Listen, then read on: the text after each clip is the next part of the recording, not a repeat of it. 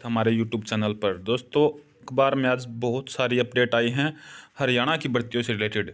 जानेंगे दोस्तों न्यूज़ को इस वीडियो में। चैनल पर पहली बार आए हैं, चैनल को सब्सक्राइब करके बेल आइकन जरूर दबा दीजिएगा, ताकि सही समय पर सही लेटेस्ट इन्फॉर्मेशन और योजनाओं का जो ना आपको सही समय पर नोटिफिकेशन आए और वीडियो आपको जल्दी से जल्दी मिले, इन्फॉर्मेशन जल्दी से जल्दी मिले।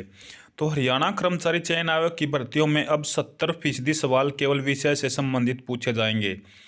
75% जनरल नॉलेज होगा और 25% हरियाणा से संबंधित प्रश्न पूछने की पुरानी परंपरा समाप्त होगी।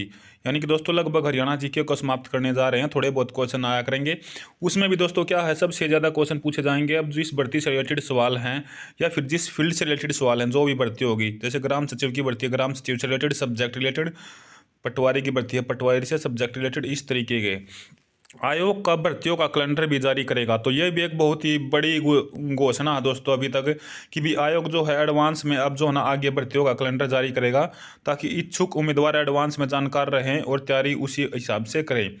ग्रुप डी के लिए जो सीईटी हो रहा है वो फरवरी में नहीं बल्कि मार्च में करवाने पर विचार। तो ये भी बात अब बदल के आ गई है भाई। पहले बहुत जोर पड़ रहा था कि भी लगभग सभी जो ना कह रहे थे फरवरी में होगा, लेकिन अब फरवरी में नहीं, अब मार्च में करवाने पर विचार है। तो हो सकता है ये मार्च में हो या मार्च से भी आगे बढ़े। उसके बाद देखिएगा, ग्रुप डी के पदों पर भर्ती के लिए जल्द होगी सीईटी परीक्षा। हरियाणा में ग्रुप डी के पदों के लिए जल्द ही कॉमन पात्रता परीक्षा सीईटी आयोजित की जाएगी।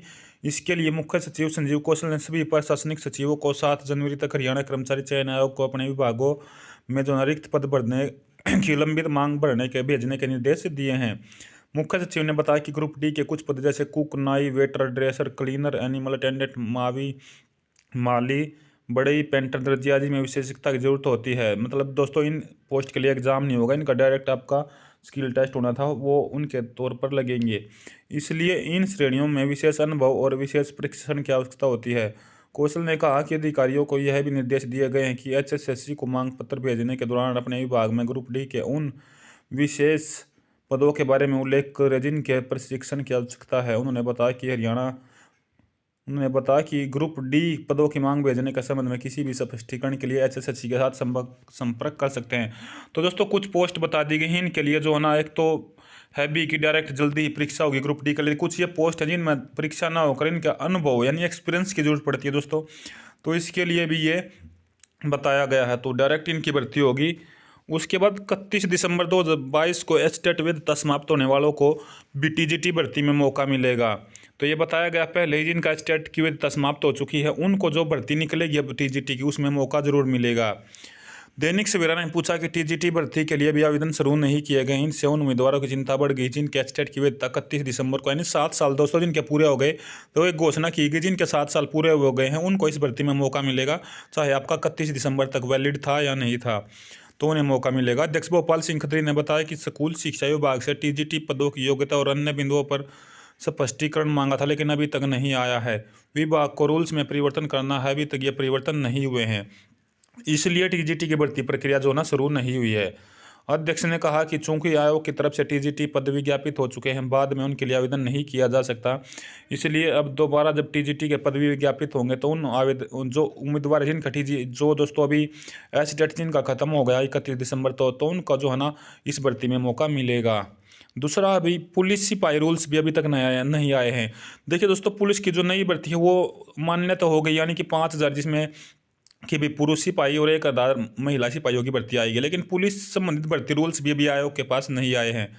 दैनिक सवेरा ने पूछा कि क्या पुलिस सिपाही के 5,000 और महिला सिपाही के 1,000 पदों पर भर्ती नियम पुलिस विभाग को मिल गए हैं। तो भोपाल सिंह खत्री ने बताया कि अभी तक ये नियम प्राप्त नहीं हुए हैं, क्योंकि दोस्तों ये भर्ती भी आपकी सीईटी के तहत होगी, तो नए रूल्स इसमें कहीं ना कहीं लागू जरूर होंगे। ग्रुप डी पदों के लिए सीईटी फरवरी में नहीं होगा, मार्च में सोच रहे हैं। देखिए मैंने आपको बता ही दिया दोस्तों कि भी जो ग्रुप डी का सीईटी डायरेक्ट सीईटी के बेस पर जो ग्रुप डी कैंडिडेट लगेंगे और कुछ जो है ना अनुभव के तौर पर यानी डायरेक्ट जिनका एग्जाम नहीं होगा, तो वो अभी तक जो है ना फरवरी में होने पर विचार चल रहा था, लेकिन अब ये भी आगे बढ़कर मार्च में जा चुकी है। उसके बाद है भर्ती कैलेंडर और सिलेबस विज्ञापन के साथ ही जारी किया जाएगा। भोपाल सिंह खत्री, ये मेन न्यूज़ है दोस्तों इस वीडियो की, सबसे मेन न्यूज़ ये है आपकी। हरियाणा कर्मचारी चयन आयोग के अध्यक्ष भोपाल सिंह खत्री ने दैनिक सवेरा को बताया कि मुख्यमंत्री के प्रधान सचिव के साथ हुई बैठक में ये फैसला किया गया है कि आयोग ग्रुप सी की और डी की पदों के लिए भर्ती के लिए जो ना एक कैलेंडर जारी किया करेगा। जिस तरीके से दोस्तों मैंने कई दिन पहले वीडियो बनाई थी, एसएससी ने अपने एग्जाम कैलेंडर जारी किए थे, कब सीएचएसएल होगा, कब सीजीएल होगा, कब एमटीएस होगा, इस तरीके से। तो लिखित परीक्षा सिलेबस जो पाठ्यक्रम है वो भी साथ ही विज्ञापित किया जाएगा।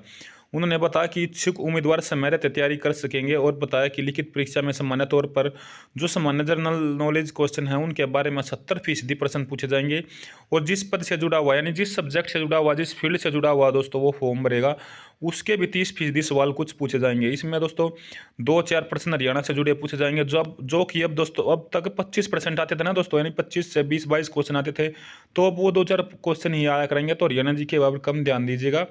उन्होंने बताया कि चूंकि ग्रुप सी और ग्रुप डी पदों के लिए चयनित होने वाले उम्मीदवारों को उस विषय से संबंधित ज़्यादा जानकारी होनी चाहिए। अभी तक इस तरह के सवाल पूछे जाते हैं जिनकी पद के अनुसार आवश्यकता नहीं है। उन्होंने बताया कि दूसरा मुख्य कारण है कि सीईटी में लगभग सामान्य ज्ञान और हरियाणा से संबंधित सवाल पूछे जा चुके हैं। उन्होंने कहा कि अब जो ग्रुप सी और डी की भर्ती होने जा रही है उसमें लिखित परीक्षा नए सिलेबस के अनुसार की जाएगी। तो नया सिलेबस के अनुसार अब परीक्षा आएगी। अपनी तैयारी जो ना दोस्तों जारी रखें, जो हरियाणा पर अब कमजोर दे और जो जीएस सब्जेक्ट है उन पर अच्छी पकड़ बनाएं, क्योंकि अब लगभग 70-75% आपका जो ना जनरल नॉलेज पूछा जाएगा। ग्रुप सी के लगभग 27,600 पदों की मांग आयोग के पास पहुंची है। दैनिक सवेरा के आयोग के अध्यक्ष गोपाल सिंह खत्री ने बताया है कि भी इस उनके पास जो ना लगभग जो 28,000 पद वापस किए थे उनमें से लगभग 27,600 पदों का आग्रह आयोग के पास आ गया है। दैनिक सवेरा ने पूछा कि अब तो सीईटी परिणाम घोषित होने में कितना समय लगेगा और ग्रुप सी पदों का विज्ञापन जारी करने में कितना टाइम लगेगा। तो अध्यक्ष ने कहा है कि सीईटी परिणाम में सामाजिक आर्थिक जो दोस्तों कल भी मैंने इसके ऊपर वीडियो बनाई थी जो रिजल्ट से संबंधित थी कि भी जो सोशियो इकोनॉमिक क्राइटेरिया के अंक हैं वे थोड़ा सा एडजस्ट करने में टाइम लग रहा है। जैसे ही एडजस्ट होंगे रिजल्ट घोषित करने में उन्हीं की वजह से देरी हो रही है। आयोग के 2 कर्मचारी एनटीए कार्यालय भेज दिए गए हैं ताकि सामाजिक आर्थिक मानदंड के अंक सीईटी में जोड़े जा सकें। उन्होंने बताया कि सीईटी परिणाम अब 10 जनवरी तक संभावित है। तो अब 10 जनवरी तक जो हमारी सीईटी रिजल्ट आ सकता है। जैसे ही इसमें थोड़ा समय लगेगा, उन्होंने कहा कि सीईटी परिणाम घोषित होगा उसके 8-10 दिन बाद, यानी कि लगभग 10 दिन के बाद 10 जनवरी तक आपका रिजल्ट आता, तो यानी कि 20 जनवरी तक जो है ना आपके ग्रुप सी के विज्ञापन जारी होने की जो है ना उम्मीद है। सीईटी के माध्यम से ग्रुप सी और डी के पदों को भरने का फैसला ये मैंने आपको बता ही दिया कि डी के तो डायरेक्ट जो कुछ पोस्ट है उन पर तो डायरेक्ट भर्ती होगी दोस्तों अनुभव आधार पर, और आपके जो सी के हैं उनके लिए एक ही एग्जाम होगा, क्योंकि जो सीईटी हो चुका सी का, और डी ग्रुप का सीईटी भी जो मार्च में करने पर विचार चल रहा है। उसके बाद देखिए हरियाणा कर्मचारी चयन आयोग ने अब तक का सबसे बड़ा बदलाव किया है। यह बदलाव ऐतिहासिक है। आयोग ने स्क्रीनिंग टेस्ट के लिए जो लिखित परीक्षा लेगा उसमें अब 70% सवाल विषय से संबंधित पूछे जाएंगे। ये मैंने आपको बता ही दिया कि भी कल रखा तो कल रख से संबंधित, पटवारी है पटवारी से संबंधित, ग्राम सचिव है ग्राम सचिव से, या कोई भी किसी भी तरीके की जैसे साइंटिफिक पोस्ट है, फार्मासिस्ट पोस्ट है, इस तरीके से उनसे संबंधित क्वेश्चन पूछे जाएंगे। और 25% हरियाणा से संबंधित सवाल पूछने की पुरानी परंपरा समाप्त हो गई। नहीं जो 25% हरियाणा के सवाल पूछे जाते थे तो अब वे समाप्त हो जाएंगे। उनमें से 2-4 क्वेश्चन हो सकता है हरियाणा से पूछे जाएं, उसमें भी जो है ना मिक्सअप अब होगा। यह बदलाव इसलिए किया गया है क्योंकि अब ग्रुप सी और डी पदों की भर्ती से पहले कॉमन एलिजिबिलिटी टेस्ट सीईटी जरूरी हो गया है। सीईटी में हरियाणा से संबंधित सवाल पूछे जा चुके हैं। यह जानकारी आयोग के अध्यक्ष गोपाल सिंह खत्री ने मंगलवार को जो न दैनिक सवेरा के साथ विशेष बातचीत में दी। उन्होंने कहा कि आयोग ने प्रदेश सरकार से कहा कि आयोग को स्क्रीनिंग टेस्ट के लिए अपना सिलेबस स्वतंत्र तौर पर तैयार करने की छूट दी जाए।